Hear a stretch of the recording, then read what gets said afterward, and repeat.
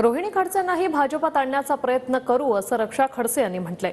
रोहिणी खडसेंना व्यक्तिगत निर्णय घेण्याचा अधिकार आहे असं रक्षा खडसे म्हणाल्या। भाजपने आमच्यावर दबाव टाकला नाही असंही रक्षा खडसे यांनी स्पष्ट केलंय।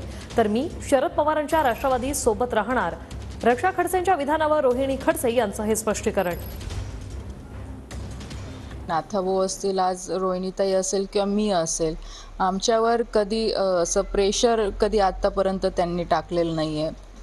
त्यांना पण व्यक्तिगत अधिकार म्हणजे व्यक्तिगत निर्णय घ्यायचा अधिकार आहे, मला पण माझे व्यक्तिगत निर्णय घ्यायचा अधिकार आहे। आणि साहजिक आहे, आज ते गेल्या अनेक वर्षापासून आज शरद पवार साहेबांसोबत काम करताय, आज त्यांना प्रदेश अध्यक्षाचं पद मिळालेलं आहे, तर त्यांची ती इच्छा आहे।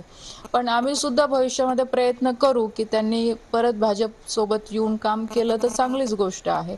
पण शेवटी आज तरी जे मी ऐकलं मीडियाच्या माध्यमातून, आज तरी मला त्यांची इच्छा दिसत नाहीये, पण नक्कीच आम्ही प्रयत्न करू।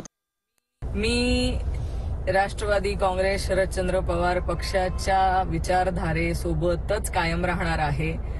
आदरणीय रक्षाताई खडसे यांनी जे इच्छा व्यक्त केली, ही त्यांनी काय इच्छा व्यक्त करावी किंवा काय मत व्यक्त करावे हा त्यांचा वैयक्तिक प्रश्न आहे।